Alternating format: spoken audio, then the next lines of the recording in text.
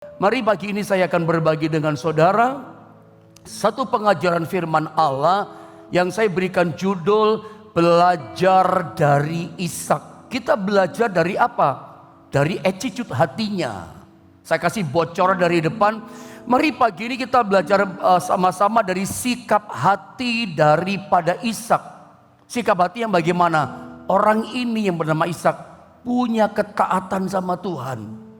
Ternyata ketaatannya dia sama Tuhan berdampak pada orang-orang di sekitarnya, berdampak pada masa depannya, berdampak pada kehidupannya, ketaatannya itu. Nah, kita belajar dari kehidupan seorang bernama Ishak, attitude sikap hatinya.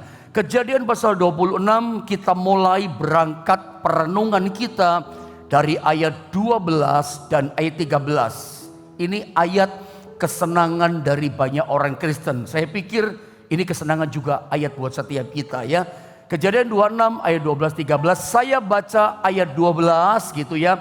13-nya bersama-sama kita membacanya. Ayat 12 saya baca ya. Begini kata firman Allah. Maka menaburlah Ishak di tanah itu, dan dalam tahun itu juga ia mendapat hasil 100 kali lipat, sebab ia diberkati Tuhan. Sama-sama kita baca terus ayat 13, 2 dan 3. Dan orang itu menjadi kaya, bahkan kian lama kian kaya, sehingga ia menjadi sangat kaya. Barusan saya katakan Kejadian 26 ayat 12, terutama di ayat 13-nya, ayat ini sesungguhnya menjadi kesukaan, kesayangan dari banyak orang Kristen. Dan saya pikir ayat ini pun juga menjadi kesukaan setiap kita. Mungkin kalau saya bayangkan ya, di ayat 13, saya bayangkan gini, kalau kata dan orang itu, ya kata orang itu kita ganti nama kita masing-masing. Kalau saya Yohanes, saya ganti dan Yohanes itu, bayangan saya menyenangkan ini, menjadi kaya, bahkan kian lama kian kaya, sehingga ia, bayangkan kalau kata ia kita ganti nama kita, sehingga Yohanes nama saya menjadi sangat kaya. Bayangkan kalau kata orang itu dan kata ia kita ganti dengan nama kita masing-masing. Wah, luar biasa. Anda mau coba baca ayat ini bersama dengan saya? Kata orang itu dan kata ia itu kita ganti dengan nama kita masing-masing. Saya minta yang di rumah ikuti komando saya, yang di gereja pun bersama-sama kita baca. Ingat, ada 2 kata yang kita ganti. Ya, itu bagian nama kita yang kita ganti. Orang itu kita ganti nama kita masing-masing, dan ia kita ganti nama kita. Siap saudara? Siap mau menerima sesuatu yang luar biasa? Ayat 13 sama-sama kita baca ya. 2, 3. Dan Yohanes menjadi kaya, bahkan kian lama kian kaya, sehingga Yohanes menjadi sangat kaya. Yang keras nama Yohanesnya saudara ya. Mic-nya keras ini. Tapi saya percaya di rumah saudara terdengar nama saudara masing-masing. Saya tadi ketika merenungkan ayat ini saya bayangkan, kalau yang jadi Ishak, jadi orang itu adalah kita. Luar biasa. Bukankah itu yang kita mau?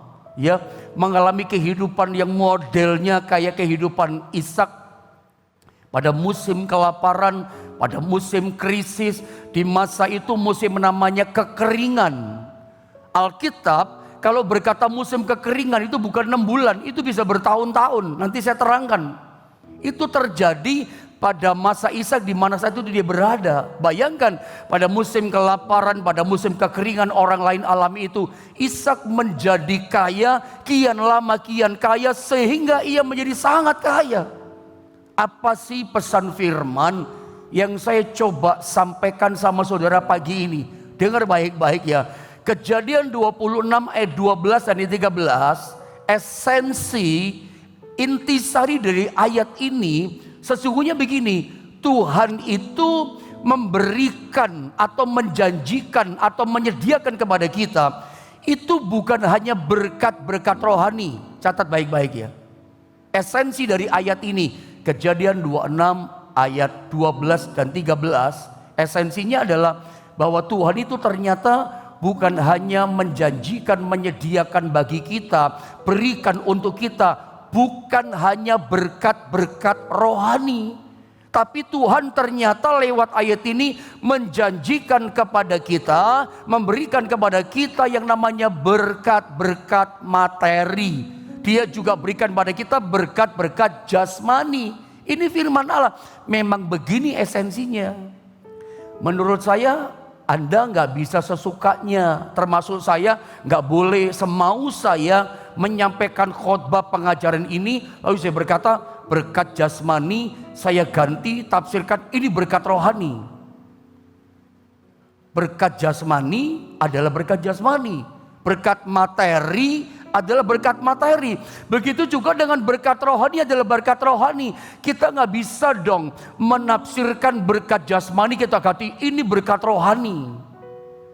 Nanti kita jadi gentayangan semua, sudah jadi roh semua ini. Sebab memang ayat ini adalah bicara berkat materi sesungguhnya gitu loh. Bahwa esensi ayat ini pengertiannya adalah memang hari itu secara hurufiah. Biarlah yang hurufiah ini ya ditafsirkannya hurufiah. Memang kenyataannya begitu ya. Ya, ada banyak ayat firman Allah memang janji Tuhan dia memberikan berkat rohani kepada kita, kekayaan rohani. Tapi ada banyak juga ayat firman Allah dia memberikan kepada kita janjinya berkat-berkat materi. Gak bisa diubah. Berkat materi adalah berkat materi, berkat rohani adalah berkat rohani. Di ayat ini khususnya, ini Tuhan berikan kepada seorang bernama Ishak. Ini adalah berkat materi. Secara harfiahnya memang begitu. Ini berkat materi. Di musim kekeringan, tanah yang tandus, tanah semua orang tanam gagal, Ishak berhasil menuai 100 kali lipat ganda. Atau saya tambah ayatnya boleh ya. Kejadian 26 di pasal yang sama, Kejadian pasal 26 turun ke bawah ayat 17 sampai 20. Ayat ini menceritakan berkat materi, itu dialami oleh Ishak itu. Saya baca ya. Jadi pergilah Ishak dari situ dan berkemalah ia di lembah Gerar.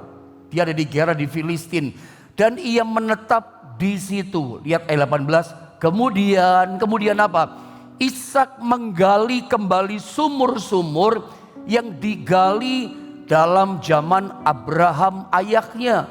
Dan yang telah ditutup, sumurnya sudah mati ditutup oleh orang Filistin sesudah Abraham mati. Ada sumur yang sudah mati, gak terpakai mungkin sekian puluh tahun. Sumurnya sudah mati ditutup sama pasir, sama tanah. Ya, disebutkannya nama sumur-sumur itu menurut nama-nama yang telah diberikan oleh ayahnya. Lihat ayat 19. Perhatikan baik-baik, kita mulai dari ayat ini. Ketika hamba-hamba Ishak menggali di lembah itu, mereka mendapati di situ mata air yang berbual-bual airnya. Lihat ini. Saya lanjutkan. Lalu bertengkarlah. Temukan kalimat ini, lihat ya. Lalu bertengkarlah para gembala Gerar dengan para gembala Ishak, tukaran bertengkar ribut. Kenapa mereka ribut? Saya baca dulu. Kata mereka, air ini mata air yang berbual-bual yang sudah digali sama para gembalanya Ishak, sumur yang sudah mati, sumur yang ditimbun sama pasir yang sudah tidak ada airnya, keluar mata air berbual-bual. Para gembalanya orang Filistin berkata begini, air ini, mata air ini kepunyaan kami. Dan Ishak menamai sumur itu adalah Esek, karena mereka bertengkar dengan dia di sana. Anda lihat dalam ayat ini. Yang pertama tadi kita belajar tanah yang kering, tanah yang tandus, jadi tanah berubah jadi tanah kelimpahan. Krisis jadi kelimpahan. Tanah yang kering menjadi padang rumput yang hijau, berubah gitu. Orang lain gagal. Karena itu musim kering. Musim gini ya saudara ya, di Israel itu kalau musim kering, musim panas biasa saja, saya pernah dengar dari teman saya itu bisa sampai 40 derajat, bahkan teman saya pernah katakan sampai 50 derajat. Itu musim panas di sana. Bandingkan ya, musim panas di sana jangan dibandingkan dengan Indonesia cuma 6 bulan. Indonesia saja itu kalau musim panas 6 bulan itu di daerah-daerah tertentu tanahnya pecah-pecah, tanahnya keras. Ya, apalagi di Israel, musim panas, musim kering itu bukan cuma 6 bulan, bisa bertahun-tahun. Bandingkan kisah tentang Elia, ada tahu cerita itu kan? Itu musim panas kekeringan tuh 3,5 tahun, bukan 6 bulan. Jangan berpikir musim kekeringan, musim panas pada zaman Ishak itu 6 bulan kayak di Indonesia. Itu bisa bertahun-tahun loh. Bandingannya adalah masa zaman Elia. Itu musim panasnya, musim kelaparan, musim kekeringan itu bertahun-tahun, 3,5 tahun. Bandingkan juga di tanah Mesir, di mana Yusuf pernah hidup. Itu musim panasnya, musim keringnya 7 tahun kelaparan. Itu kelaparan terjadi, paceklik terjadi karena musimnya musim panas. Sama dengan pada zaman Elia, itu musimnya panas kekeringan. Sama juga dengan zamannya Ishak, itu musimnya yang berubah. Musim panas bisa bertahun-tahun. Beberapa teman saya yang suka menjadi tour leader ke tour Holy Land Israel berkata, biasanya di Israel musim panasnya jatuh pada bulan Agustus. Beberapa teman berkata, pokoknya Pak Yohanes, kalau saya bawa beberapa orang tur Holy Land bulan Agustus, itu ada banyak di lokasi-lokasi ziarah, beberapa peserta itu nggak mau turun dari bus. Hanya beberapa yang turun, sebagian lagi nggak mau turun. Kenapa? Musim panas Agustus, itu panas.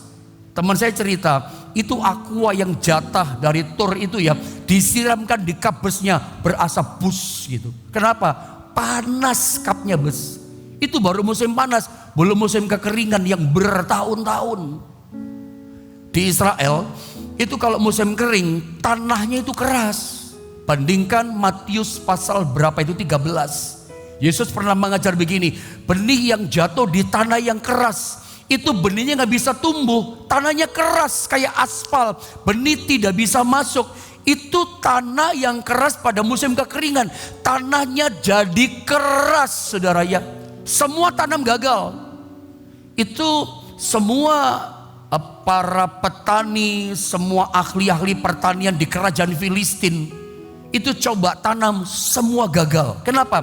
Memang tanahnya sudah mati. Atau saya tunjukkan latar belakangnya. Lihat Kejadian pasal 26. Ini backgroundnya. Ayat 1. Sama-sama kita baca ya. Coba, ini background Kejadian 26 dari ayat-ayat yang barusan kita baca. Ini latar belakangnya. Ayo sama-sama kita baca.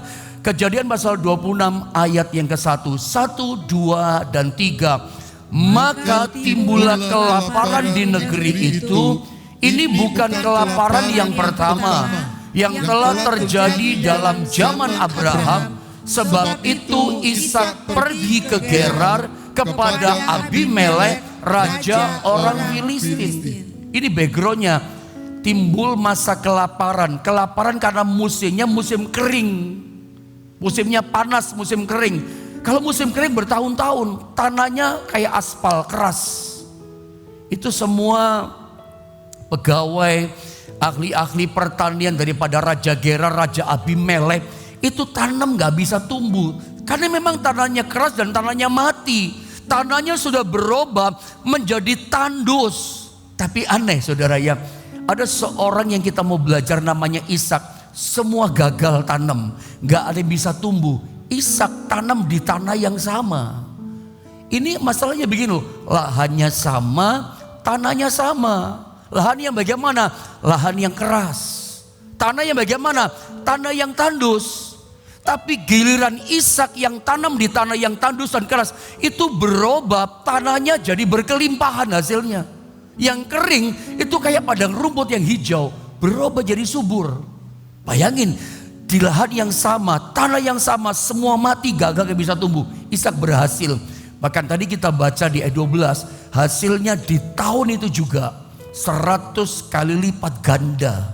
Dan ini bukankah bicara berkat materi, berkat jasmani yang memang diberikan kepada Ishak.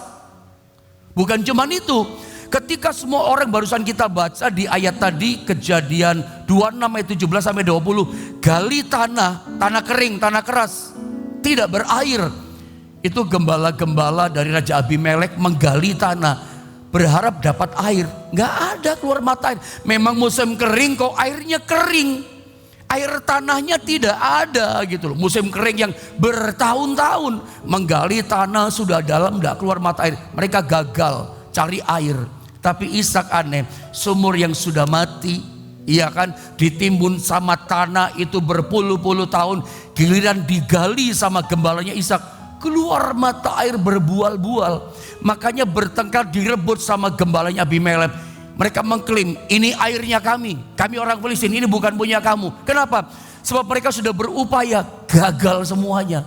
Kok Ishak berhasil? Nanti kalau ada baca turun ayat 21, gali lagi, keluar berbual-bual lagi, diklaim lagi, ini punya kami. Makanya dikasih nama Sitna, terjadi pertengkaran lagi. Nanti gali sumur yang ketiga si Ishak, itu dikasih nama Rehobot. Memang punya banyak arti, karena tidak ada pertengkaran, airnya berbual-bual. Ishak berkata begini, aku kasih nama sumur yang ketiga ini Rehobot, sebab Tuhan memberikan kelegaan kepada kami, memberikan kelepasan. Luar biasa ya. Orang lain mengalami krisis, orang lain mengalami kesesakan, Ishak alami kelegaan. Saya percaya di tahun 2023 ini saudara ya, mungkin ada banyak orang mengalami krisis. Mungkin ada banyak orang mengalami kesesakan Pak saya. Tapi lihat, mari kita belajar seperti Ishak, bagaimana kesesakannya berubah menjadi kelegaan. Bagaimana kekeringan bagi orang lain berubah menjadi kelimpahan bagi Ishak. Berkatnya kelimpahan, tanah yang tandus jadi padang rumput yang subur, berubah. Semua gagal, tanah kering, Ishak gali berair berbual-bual. Kuncinya di mana? Rahasia di mana? Ada satu pepatah yang mungkin Anda juga sering dengar. Ada banyak orang berkata begini, kalau kamu mau sukses, ikuti jejaknya orang sukses. Kalau kamu mau berhasil, ikuti jejak langkahnya orang berhasil. Tapi jujur ya, ada banyak kita dari sisi-sisi tertentu, kita nggak bisa lihat jejaknya, prosesnya, kita nggak tahu.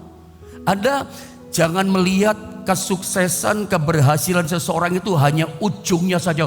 Wah, luar biasa dia sukses ya, luar biasa ya dia berhasil ya Pak hidupnya.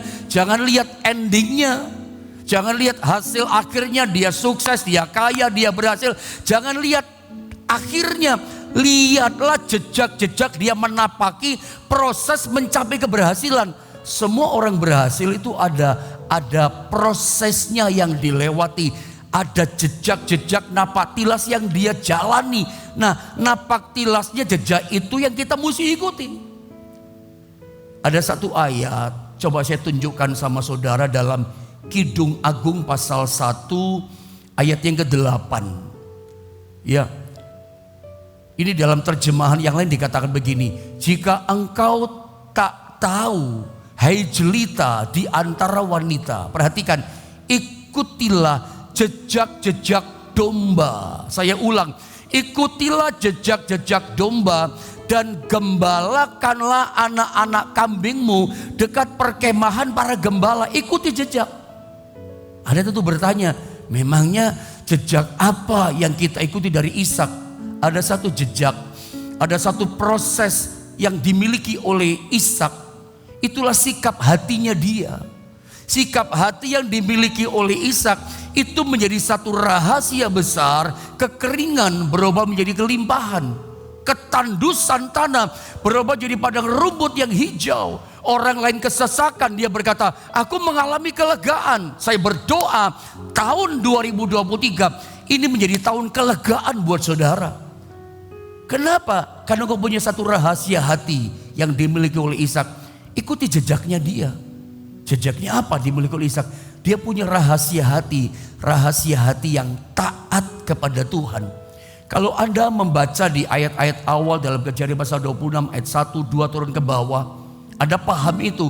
Tadinya Ishak itu mau pergi ke Mesir, ikuti jejak bapaknya itu Abraham. Tuhan katakan, Ishak jangan pergi ke Mesir seperti bapakmu.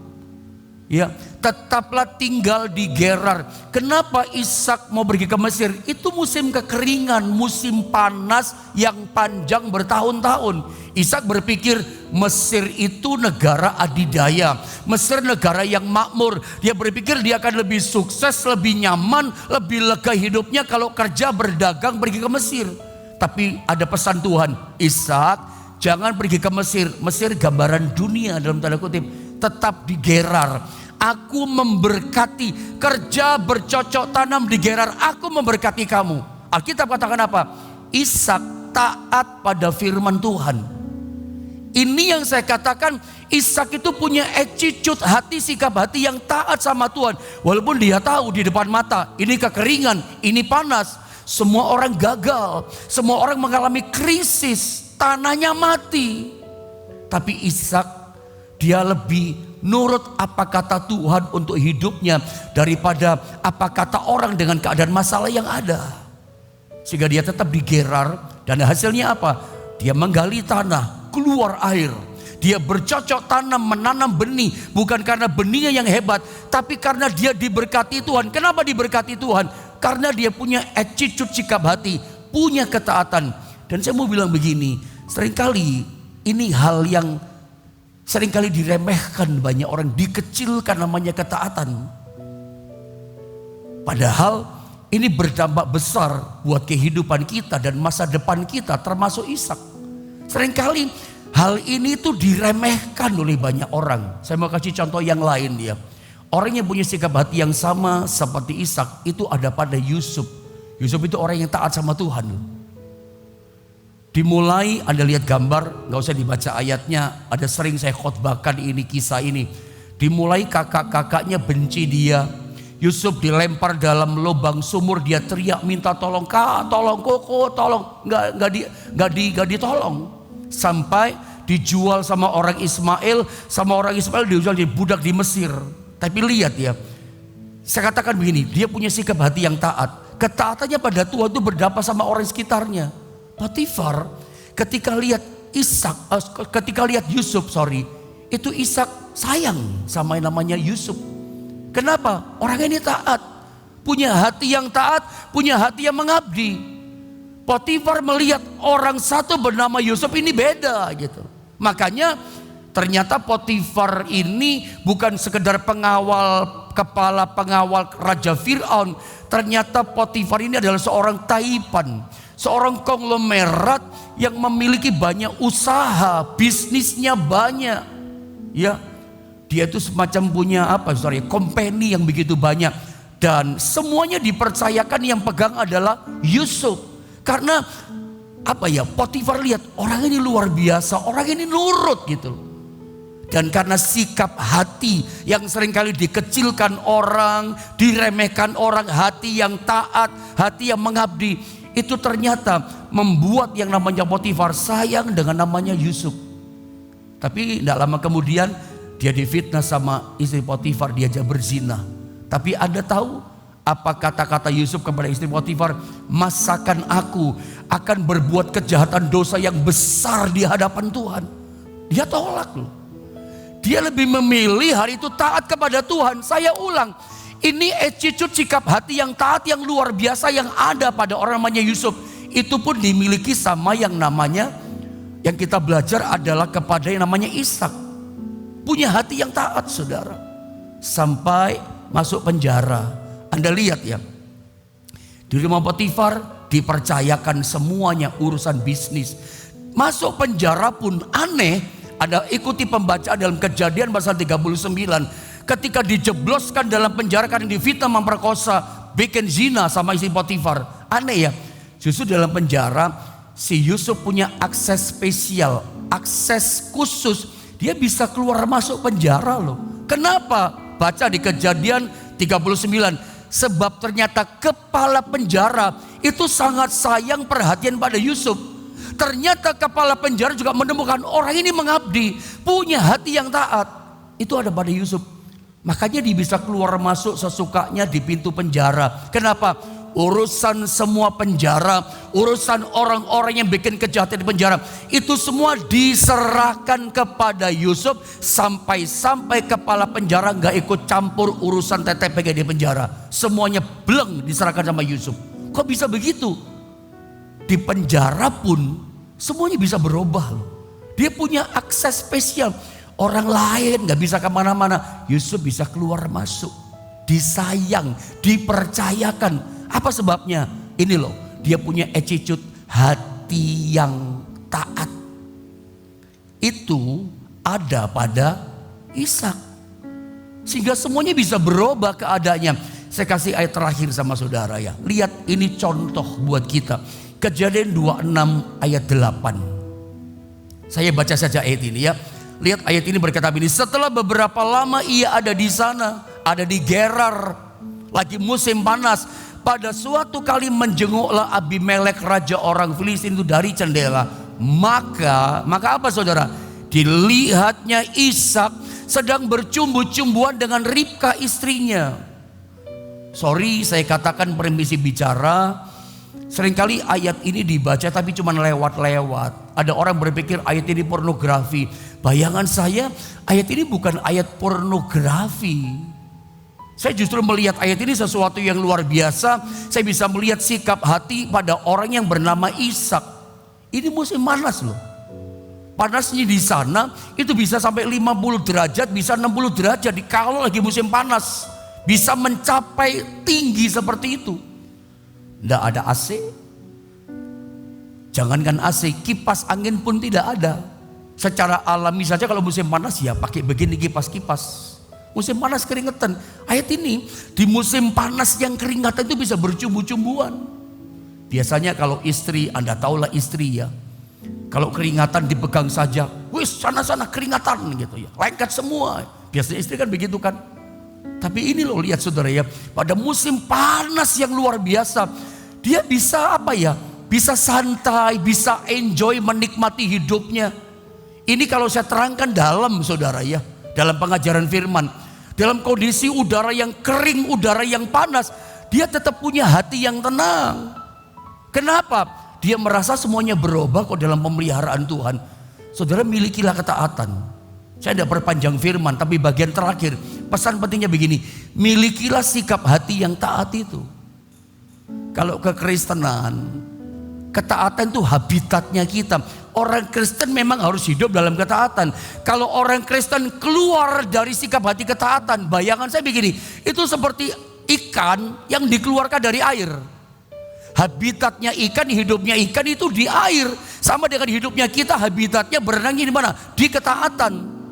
Kalau ada keluar dari ketaatan hidup kita, ada sama dengan keluar ikan dikeluarkan dari air. Kelepak-kelepak tinggal tunggu waktu, pasti mati. Sama dengan kita. Kalau hidup kita keluar dari habitat ketaatan, tinggal tunggu waktu, mati. Itu pasti terjadi. Kelepak-kelepak tapi mati. Tapi coba Anda hidup Kristen kita, berenang kita seperti ikan dalam ketaatan. Ikan itu jangan dikeluarkan dari air. Selama dia di dalam air dia akan berenang, dia tenang nikmati hidupnya. Itu ada pada Ishak. Anda dan saya kalau bisa seperti Ishak, Anda bisa berenang dalam ketaatan. Hidup kita akan tenang, hidup kita akan nyaman. Selama Anda taat dalam habitat ketaatan, Tuhan pelihara kita. Kekeringan berubah jadi kelimpahan. Jalani tahun 2023 ini dengan sikap hati yang taat. Kita belajar dari Ishak. Semua orang gagal, dia berhasil. Lahannya sama.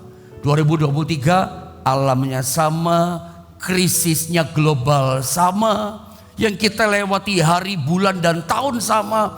Tapi saya percaya mungkin bagi orang lain tahun ini tahun kegelapan, tapi bagi kita tahun kelegaan. Asal kita belajar ikuti jejaknya Ishak. Di masa kekeringan sukar, punya hati yang taat sama Tuhan. Dia lebih memilih ikuti kata firman. Maka itu berenanglah seperti ikan dalam ketaatan. Anda akan dibikin tenang dan nyaman oleh Tuhan. Doa saya tahun 2023 tahun kenyamanan. Tahun Tuhan bikin tenang hidupmu. Engkau yang mulai berontak, engkau yang mulai bersungut-sungut, miliki ketaatan. Seperti pujian tadi terakhir katakan, Hanya Dia Raja yang layak dimuliakan. Tinggalkan persekutuanmu, tinggalkan omelanmu. Kalau kau ingin pemulihan, hanya Tuhan yang layak dipuji. Tetap punya ketaatan dan memuji Dia. Mari kita sama-sama berdoa, saudara.